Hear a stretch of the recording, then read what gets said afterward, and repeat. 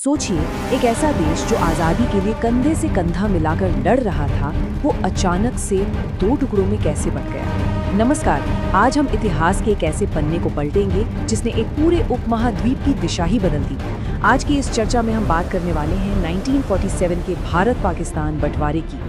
हम अक्सर सोचते हैं कि आज़ादी की वो साझी लड़ाई इतिहास की सबसे बड़ी त्रासदियों में से एक में कैसे बदल गई। आज हम उन्हीं जटिल राजनीतिक दांवपेचों और बदलती विचारधाराओं को समझेंगे जिन्होंने एक देश के बीचों बीच एक खूनी लकीर खींच दी। चर्चा में हम इन 5 अहम पड़ावों से गुजरेंगे। बंटवारे के बीज कहाँ बोए गए, कैसे वो पुरानी एकता एक गहरी दरार में बदल गई, दूरियां कैसे बढ़ीं, वो कौन सा ब्रेकिंग पॉइंट था, और आखिरकार वो सरहद की लकीर कैसे खींची। चलिए बिल्कुल शुरू से शुरू करते हैं। अब यहाँ सबसे बड़ा सवाल ये उठता है कि आज़ादी के लिए जो लोग एक साथ मिलकर लड़ रहे थे, उनका सफर एक देश के दर्दनाक बंटवारे पर कैसे खत्म हुआ। शुरुआत में हिंदू और मुस्लिम समुदाय शांति से एक साथ रहते थे और मिलकर अंग्रेजों का विरोध करते थे, लेकिन कुछ राजनीतिक और वैचारिक दूरियों ने ऐसा रूप लिया कि अंत में 15 से 20 लाख लोगों को अपनी जान गंवानी पड़ी। आखिर ऐसा क्या बदल गया था? भाग 1, बंटवारे के बीज और ब्रिटिश नीतियाँ। अगर हम 20वीं सदी की शुरुआत में जाएं, तो ब्रिटिश इंडिया की करीब 38 करोड़ की आबादी थी और इसमें मुस्लिम आबादी मुख्य रूप से उत्तर पश्चिम और पूर्वी हिस्सों में थी। अब अंग्रेजों को तो आप जानते ही हैं, वोट डालो और राज करो। उन्होंने इस डेमोग्राफी का पूरा फायदा उठाया। 1905 में लॉर्ड कर्जन ने बंगाल का बंटवारा कर दिया। इसके ठीक बाद 1906 में मुस्लिम लीग बन गई और 1909 आते आते सेपरेट इलेक्टोरेट यानी अलग निर्वाचन मंडल की शुरुआत हो गई। आसान शब्दों में कहें तो मुस्लिम उम्मीदवार को सिर्फ मुस्लिम ही वोट दे सकते थे। यहीं से वो दरार बढ़नी शुरू हो गई थी। अब इस दौर में दो बिल्कुल अलग राजनीतिक विचारधाराएं आमने सामने थी। एक तरफ थी इंडियन नेशनल कांग्रेस, जिनका दावा था कि वो पूरी तरह से सेक्युलर हैं और हर भारतीय का प्रतिनिधित्व करते हैं, चाहे वो हिंदू हो या मुस्लिम। और ठीक इनके सामने थी ऑल इंडिया मुस्लिम लीग, जिनका ये तर्क था कि एक हिंदू बहुल देश में मुसलमानों के हकों की रक्षा के लिए सेपरेट इलेक्टोरेट का होना बहुत जरूरी है। भाग 2, एकता से दरार तक और मोहम्मद अली जिन्ना का बदलता रुख। यहाँ सबसे दिलचस्प बात क्या है पता है? जब हम मोहम्मद अली जिन्ना की बात करते हैं तो सरोजिनी नायडू ने उनके शुरुआती दौर को देखकर उन्हें हिंदू मुस्लिम एकता का राजदूत कहा था। बिल्कुल सही सुना आपने। शुरुआती दिनों में जिन्ना धर्मनिरपेक्षता के पक्के समर्थक थे। 1916 का वो मशहूर लखनऊ पैक्ट कांग्रेस और मुस्लिम लीग के बीच उन्होंने ही करवाया था, और राजनीति में धर्म के इस्तेमाल के तो वो सख्त खिलाफ थे। लेकिन 1920 के दशक में हालात पलटने लगे।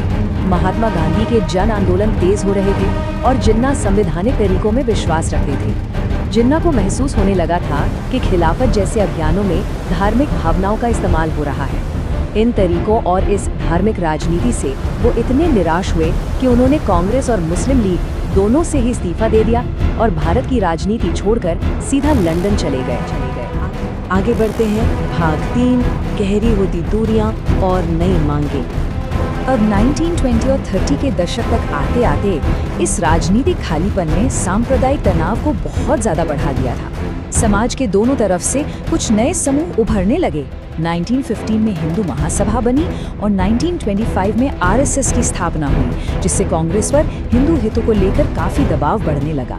वहीं दूसरी तरफ 1930 में मोहम्मद इकबाल ने पहली बार एक अलग मुस्लिम राज्य की मांग रख दी और 1933 में कैम्ब्रिज के एक छात्र चौधरी रहमत अली ने इस नए संभावित राज्य के लिए एक शब्द भी गढ़ दिया, पाकिस्तान। अब इस कहानी का सबसे क्रूशियल पॉइंट समझिए। 1934 में जब जिन्ना लंदन से वापस भारत लौटे तो उनकी विचारधारा पूरी तरह से बदल चुकी थी। उन्होंने 2 नेशन थ्योरी यानी द्विराष्ट्र सिद्धांत को पूरी तरह अपना लिया था। इस सिद्धांत का सीधा सा मतलब ये था कि हिंदू और मुस्लिम 2 अलग अलग राष्ट्र हैं और वो कभी भी एक ही राजनीतिक राज्य के अंतर्गत एक साथ नहीं रह सकते। और बस इसी आइडिया ने मुसलमानों को एक अलग देश की मांग के लिए एकजुट करना शुरू कर दिया।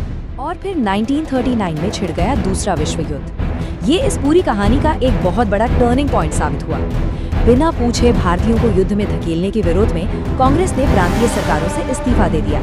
बाद में भारत छोड़ो आंदोलन हुआ और कांग्रेस के ज्यादातर बड़े नेता जेल में डाल दिए गए। अब राजनीति में जो जगह खाली हुई उसका मुस्लिम लीग ने पूरा फायदा उठाया। उन्होंने अंग्रेजों का साथ दिया और इसके बदले अपना राजनीतिक प्रभाव कई गुना बढ़ा लिया। 4 ब्रेकिंग पॉइंट यानी 1946 का वो गतिरोध। युद्ध खत्म हुआ और 1946 आते आते भारत एक ऐसे मोड़ पर आ खड़ा हुआ जहां से पीछे मुड़ना नामुमकिन था। अंग्रेज बस किसी तरह यहां से निकलना चाहते थे, लेकिन भारतीय नेतृत्व पूरी तरह खंडित हो चुका था। जरा 1946 के प्रांतीय चुनाव के नतीजों को देखिए। मुस्लिम लीग ने मुसलमानों के लिए रिजर्व 482 में से 425 सीटें जीत लीं, करीब 90% सीटें। ये नतीजे चीख चीख कर कह रहे थे कि अब मुस्लिम लीग भारतीय मुसलमानों की निर्विवाद आवाज बन चुकी है। एक अखंड भारत की कल्पना अब लगभग असंभव लग रही थी। इस डेडलॉक को तोड़ने के लिए अंग्रेजों ने अपना आखिरी रत्ता फेंका, 1946 का कैबिनेट मिशन प्लान। इसमें भारत का बंटवारा नहीं था, लेकिन केंद्र सरकार बहुत कमजोर रखी गई थी और राज्यों को 3 स्वायत्त या ऑटोनोमस ग्रुप्स में बांट दिया गया था। अब दिक्कत ये थी कि जवाहरलाल नेहरू और कांग्रेस को एक कमजोर केंद्र से आपत्ति थी। उन्हें डर था कि इससे आगे चलकर देश टूट जाएगा, और दूसरी ओर जिन्ना को लगा कि ये प्लान उनके पाकिस्तान के सपने को रोक देगा। नतीजा ये हुआ कि दोनों ने इसे सिरे से खारिज कर दिया। राजनीति की ये नाकामी बहुत जल्द सड़कों पर उतर आई। 16 अगस्त 1946 को अपनी मांगे मनवाने के लिए जिन्ना ने डायरेक्ट एक्शन डे का आह्वान किया, और ये दिन बेहद दुखद साबित हुआ। कलकत्ता में शुरू हुए दंगे, जिन्हें द ग्रेट कलकत्ता किलिंग्स कहा जाता है, उन्होंने पूरे देश को आग में झोंक दिया। जब रोजाना सैकड़ों लोग मारे जाने लगे, तब जाकर कांग्रेस को ये सोचने पर मजबूर होना पड़ा कि शायद इस खून खराबे को रोकने का अब एक ही तरीका बचा है, बंटवारा। भाग 5, लकीर खींचना, 1947 की वो दुखद सच्चाई। अब हम आ गए हैं 1947 के उन आखिरी अफरा तफरी वाले हफ्तों में। भारत के नए वाइसराय लॉर्ड माउंटबेटन पर किसी भी तरह सत्ता सौंपकर यहाँ से निकलने का भारी दबाव था। चीजें कितनी जल्दबाजी में हुई, इसका अंदाजा आप इसी बात से लगा सकते हैं कि 3 जून 1947 को माउंटबेटन प्लान आया, जिसमें बंटवारे पर मुहर लग गई। अंग्रेजों को जून 1948 तक जाना था, लेकिन उन्होंने आज़ादी की तारीख आनन फानन में खिसकाकर 15 अगस्त 1947 कर दी, और ये तय हुआ कि पंजाब और बंगाल को वहाँ की डेमोग्राफी और वोटिंग के आधार पर विभाजित किया जाएगा। ये बात इस पूरी त्रासदी के सबसे बेतुकेपन को दर्शाती है। सिरिल रैडक्लिफ, ये एक ऐसे ब्रिटिश वकील थे जिन्होंने जिंदगी में पहले कभी भारत की जमीन पर कदम तक नहीं रखा। उन्हें यहाँ के भूगोल या संस्कृति का कोई अंदाजा नहीं था, और उन्हें 2 देशों के बीच सरहद खींचने के लिए कितना वक्त मिला? सिर्फ 3 हफ्ते, वो भी केवल कुछ नक्शों और जनगणना के पुराने आंकड़ों के भरोसे। ये कोई प्लानिंग नहीं थी, ये एक तरह का मजाक था। लेकिन इस हड़बड़ी और खराब प्लानिंग की कीमत आम इंसानों ने अपनी जान देकर चुकाई। बंटवारे की उस भयानक हिंसा में करीब 15 से 20 लाख लोग मारे गए। सोचकर ही रोंगटे खड़े हो जाते हैं कि ये इतिहास का सबसे बड़ा और सबसे खूनी विस्थापन था। लोगों को अपना सब कुछ रातों रात छोड़कर भागना पड़ा। और बंटवारा भी कैसा? सरकारी दफ्तरों के टाइपराइटर, कुर्सियां, टेबल, यहाँ तक कि स्टेशनरी तक को आधा बांट दिया गया था।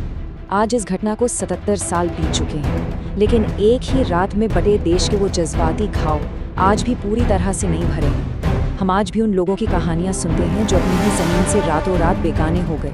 ये पूरा इतिहास हमें सोचने पर मजबूर करता है कि कैसे कुछ राजनीतिक फैसले आम लोगों की जिंदगियों को हमेशा के लिए बदल कर रख देते हैं। इस पूरे घटनाक्रम को बिना किसी पक्षपात के समझना बहुत जरूरी है, ताकि हम इन गलतियों से कुछ सीख सकें। खैर, सोचने के लिए ये एक बहुत बड़ा सवाल है, और इसी के साथ हम आज की ये चर्चा यहीं ख़त्म करते हैं। अपना समय देने के लिए बहुत बहुत धन्यवाद।